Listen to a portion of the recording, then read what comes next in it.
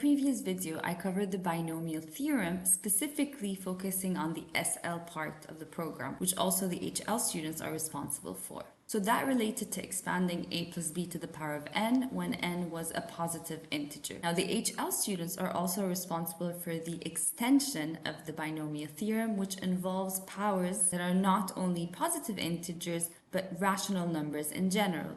So they could be fractions, they could be negative, and this is what I will be covering in this video. Now, if you open the IB Math Guide under AHL 1.10, this is exactly what we will be doing, the extension of the binomial theorem to fractional and negative indices. So basically when your power n is a rational number. Now, if you haven't watched my previous video, I highly recommend that you do before starting this one, because as you will see, the method is in fact identical, which is good news for all of the HL students because you don't actually have to learn a new method, you just have to get your head around how to apply this when n is not a positive integer. So just a reminder, the binomial theorem is about the expansion of the addition of two numbers to the power of n. And for the SL students, n could only be a positive integer.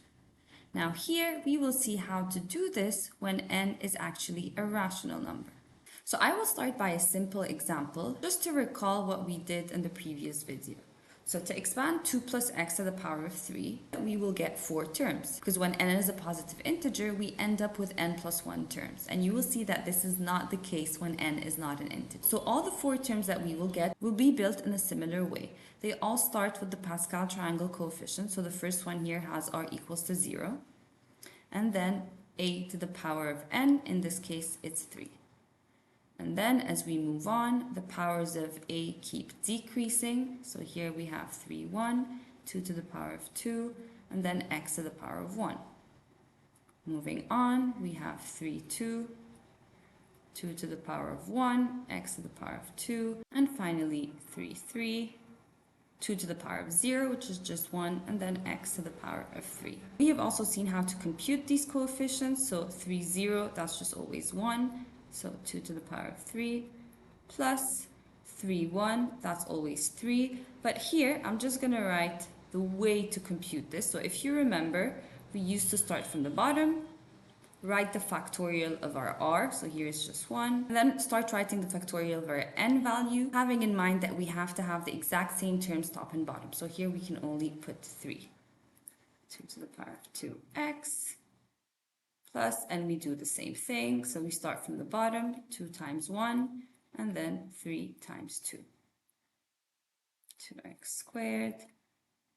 And finally, 3, 3. Obviously, this is going to be 1 because that's just going to be 3 times 2 times 1 at the bottom and 3 times 2 times 1 at the top. So I'm deliberately writing it this way because this is the exact same method we will use when n is not an integer. So again, let me break down this a little bit more. So here we have 2 to the power of 3 plus, so what did we do? So this is just 3 over 1 factorial, isn't it?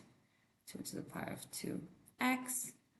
Plus 3 times 2 divided by 2 factorial, 2x squared, plus 3 times 2 times 1 over 3 factorial. It might not make sense now why I'm just rewriting the same thing, just in this notation. The reason I'm doing this is for you to realize how the method is exactly the same. Now, if instead of 2 we had 1 plus x cubed, that would make life very much easier, wouldn't it?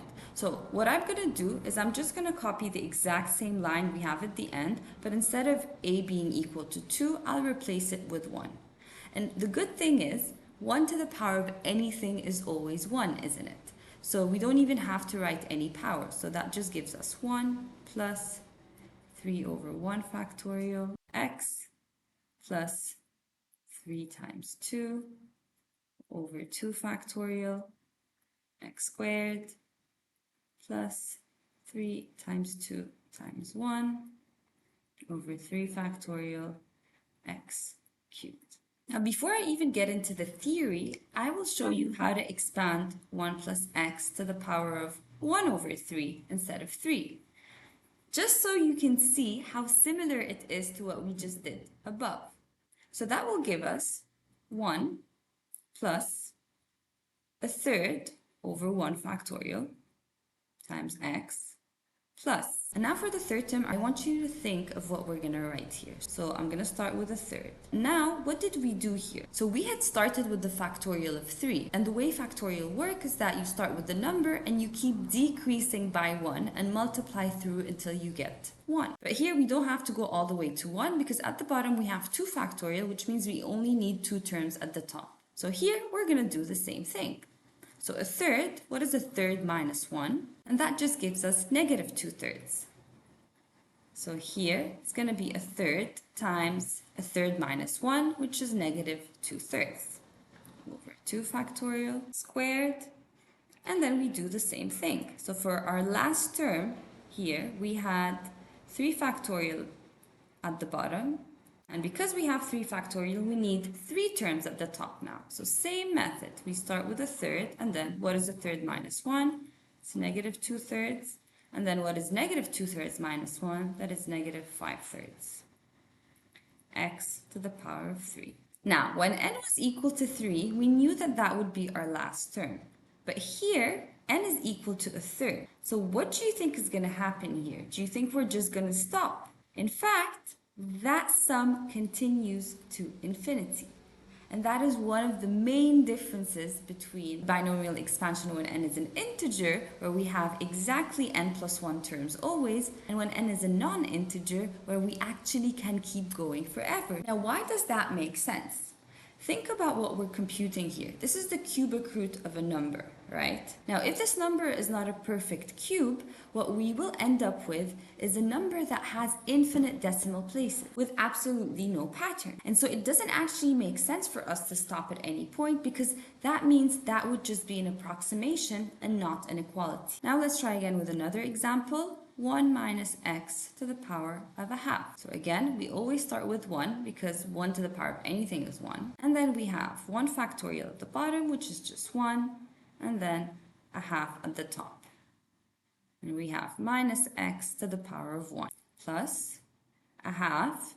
Now what is a half minus 1? That's minus a half over 2 factorial minus x to the power of 2. Plus, so I'm going to start with the bottom here. We have 3 factorial, which means we need 3 terms at the top. So a half times negative a half, and then negative a half minus 1, which is negative 3 halves.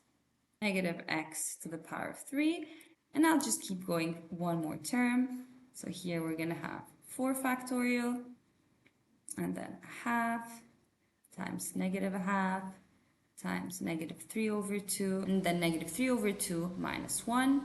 We get minus 5 over 2 minus x to the power of 4 plus dot dot dot. So the reason why I didn't want to get into the formula and the theory is for you to realize how identical the process is. But if you notice here, the 2 examples I gave are a was equal to 1.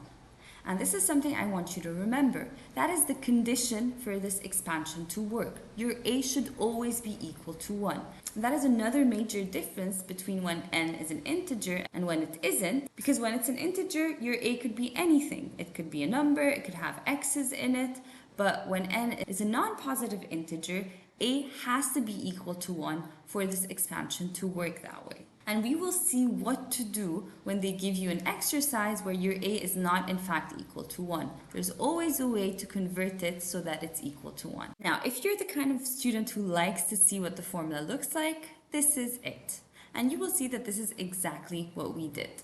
So we always start with 1, and then plus whatever the power is, which is n divided by 1 factorial. You don't actually have to write it because dividing by 1 doesn't change anything. And then we move on to the third term where we have n minus 1 divided by 2 factorial, and so on. And as you see, this sum extends to infinity. Although here in this formula we have 1 plus x to the power of n, this x can actually be anything. It could be 3x, it could be 1 over x, it could be any expression. So here x doesn't necessarily mean it actually has to be an x. It could be anything that you can plug in instead of your x. Now, there are conditions for convergence for this series, which I will explain in more detail later. But for now, just know that you can apply this rule regardless of what you have here instead of the x. Now, let's use this method to expand 1 over square root of 9 minus 3x. be able to apply this formula, we need to express 1 over square root of 9 minus 3x in the same format as 1 plus or minus something to the power of n. So you should know that a square root is to the power of a half. So first we can write it as 1 over 9 minus 3x all to the power of a half. And of course, if we want to move this to the numerator, we get 9 minus 3x to the power of minus a half. Now notice that here we have a 9 instead of a 1.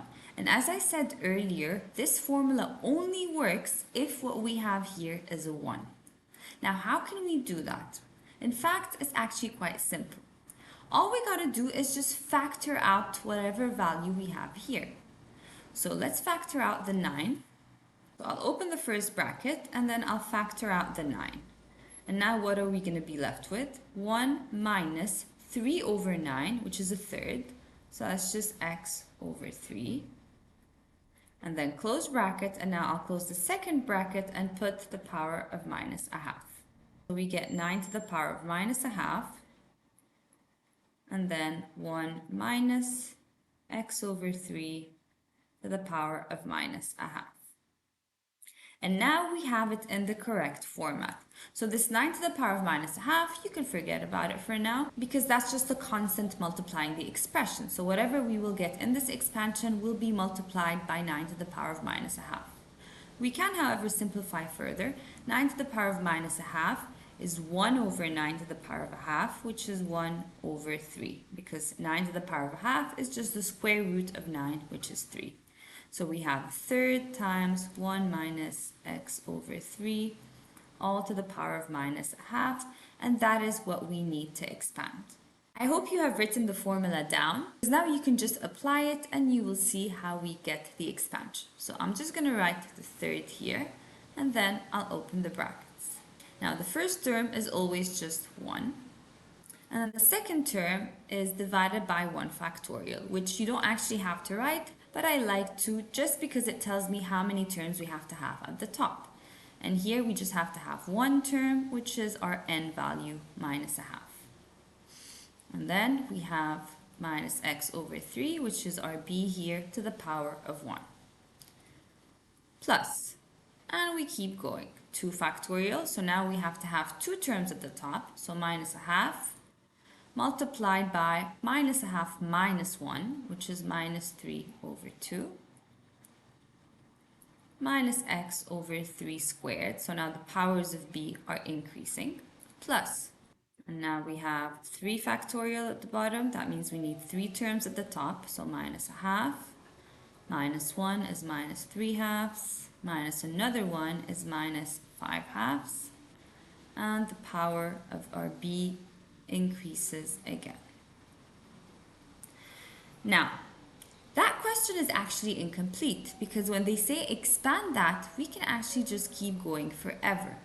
So what will happen is that they will generally tell you to expand up to a certain power of x. So for instance, they can say expand up to x to the power of 3, and in that case you would just stop here. And now all we got to do is just simplify. So again, I'm going to keep the third outside for now.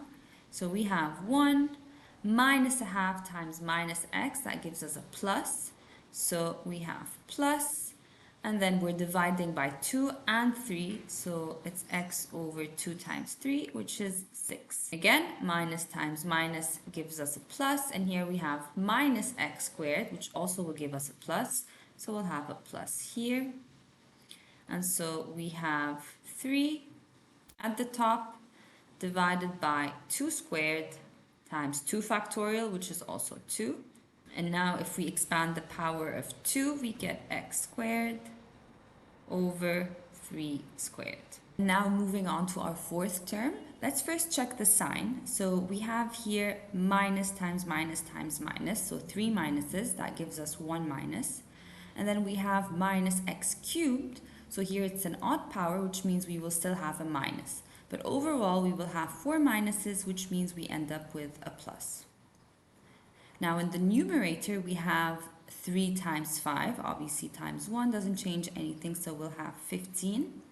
In the denominator, we have 3 factorial, which is 6, 3 times 2 times 1, times 2 to the power of 3, which is 8, and then x to the power of 3 over 3 to the power of 3. And now we can simplify even further. Let's just keep the third out for now. So we have 1 plus x over 6, which is already simplified, plus, so here we have a 3 at the top and a 3 squared at the bottom. So that means the 3 at the top would just simplify. We'll be just left with x squared at the top. And now at the bottom we have 2 squared times 2, so that's 2 cubed, which is 8, times the 3 that is left here, so we get 24. Plus, now we can simplify a bit before expanding. We have 15 at the top and 6 at the bottom, so there's a factor of 3 in common. So we could divide by 3, so we get 5 at the top over 2 times 8, which is 16, x cubed over 3 cubed. So here I'm just taking my time and simplifying, but obviously if this was a paper 2, you could just use your calculator and compute the values right away. Now finally, we can expand the third over the whole bracket, so we get a third plus x over 18 plus x squared over 72, 3 times 24, plus, and here we get 5 over 16 times 3 cubed times another 3, and that gives us 1,296 x cubed. And now we have successfully expanded the expression up until x to the power of 3. I hope you have noticed how extremely similar it is to what we did with the simple binomial expansion when n was an integer. In fact, this formula works exactly the same when your a is equal to 1. Now, I want to give you some extra information about this expansion. In fact, this expansion is actually only valid when the term that we're adding to 1 is between -1 and 1, which means that the absolute value of whatever we're adding to 1 has to actually be less than 1. That's the condition for convergence, meaning that this sum will actually reach a specific value. Now, if that condition isn't met, meaning that x is bigger than 1 in absolute value, that series will diverge, meaning that it will get bigger and bigger and bigger, and it's not going to actually attain a specific value. Now, as I said, in practice, they can never actually ask you to expand it to infinity. They will always give you a specific power of x to stop at. And that, in fact, is a very useful method to approximate certain values, especially roots of numbers that would give irrational values with infinite decimal places. And we will see how we can actually use this method to approximate these.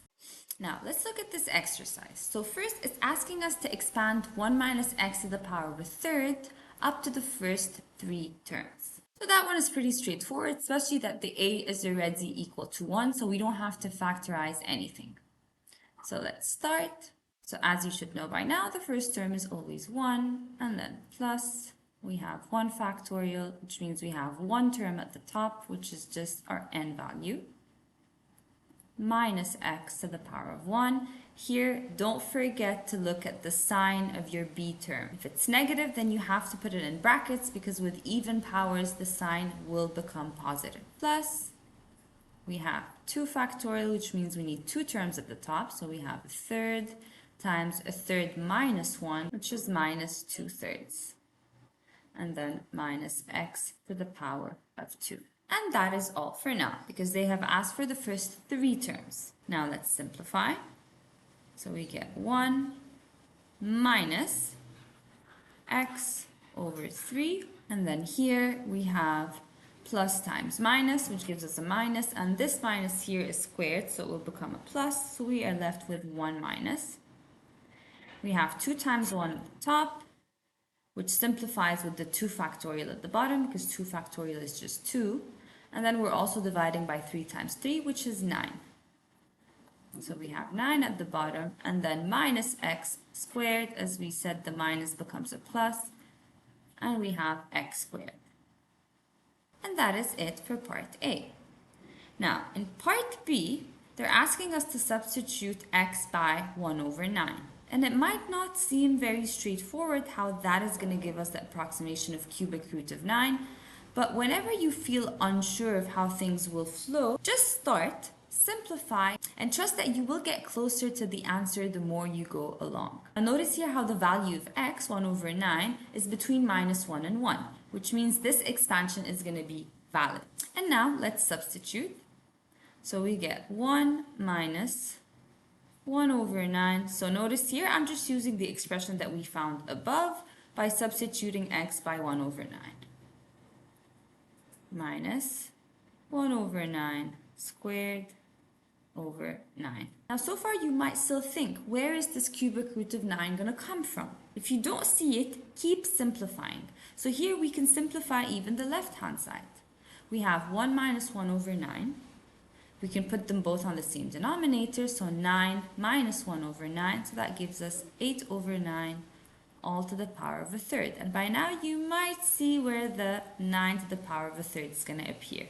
Alright, now let's simplify the right hand side. So we have 1 over 9 divided by 3. So I have a lot of students who get confused with this. So whenever you have a fraction at the top divided by another number, that just means you're going to multiply whatever you have on the denominators. So 9 times 3.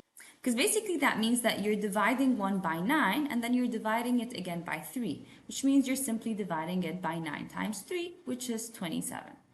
Here, same thing. So we have 1 divided by 9 squared, which is 81, and then we're dividing by another 9. So in total, we're dividing by 9 cubed, which is 729. All right, so now that you see where your cubic root of 9 is, we want to be able to isolate it. So let's first expand. So we get 8 to the power of a third over 9 to the power of a third.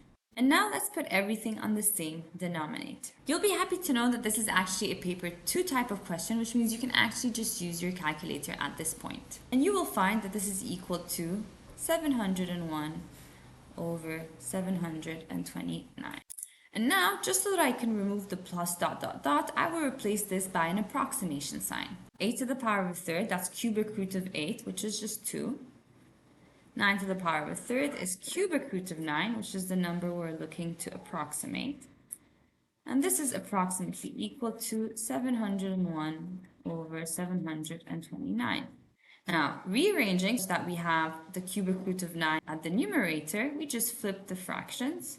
So cubic root of 9 over 2 is approximately equal to 729 over 701. And finally, that means that the cubic root of 9 is approximately equal to 2 times 729, which is 1,458. Again, you can just use your calculator, over 701. And that is a rational approximation for the cubic root of 9. Now, before we finish off, I want to make a remark about notation and about the way the coefficients of the expansions are computed when n is an integer and when n is not. Now, when n was a positive integer, the way we computed the coefficients of the expansion was by using the NCR formula, which as we saw can also be written in that way.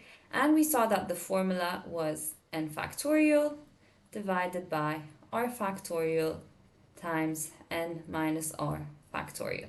Now notice when n wasn't a positive integer, we did not at all use the NCR or the NR notation. In fact, we can't even use the factorial notation because factorials are only defined for positive integers. Instead, we use this formula. Now, a very important thing to realize is that rational numbers actually include positive integers.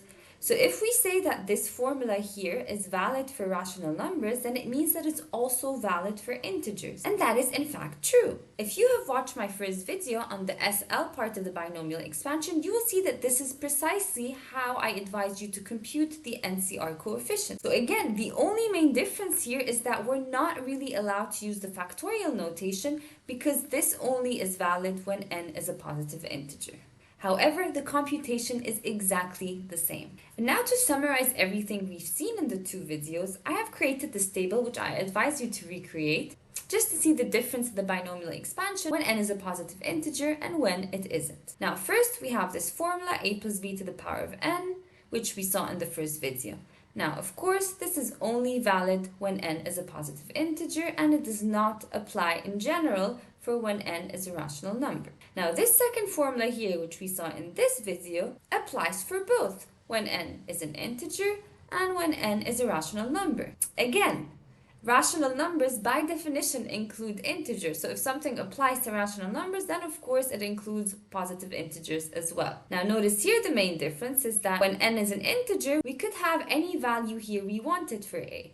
However, when n is not an integer, then here we only are allowed to have 1. The other main difference is how the coefficients are written. As we just said earlier, the NCR notation or the NR notation is only valid when n is an integer. So you see here, instead of writing the NCR notation, we're actually writing how it is computed. Now, as we said, the NCR or the NR notation is only valid when n is a positive integer. It does not make any sense to write it when n is a non-positive integer. When n is a positive integer, we ended up having the Pascal triangle terms come as our coefficients. However, in the general case, that was not true. In fact, the coefficients that we got could be fractional, could be negative, and if you notice, the Pascal triangle only has positive integers in it. Then for the number of terms, we saw that when n is a positive integer, we ended up exactly with n plus 1 terms. However, when it isn't, we had infinite terms. And now finally, the conditions for convergence, and that means the conditions for the expansion to actually reach a specific value for it to be valid. When n is a positive integer, there are no conditions, which means it always converges. However, in general, when n is a rational number, our b here, which we previously referred to as x, I've explicitly wrote it as b here just to make sure you realize that you could actually put anything you want here, as long as the absolute value of what you put is less than 1. And that is the condition for convergence. Now, I hope that this video have removed any stress you might have had relating to binomial expansion. If you have any questions, let me know below. See you in the next video.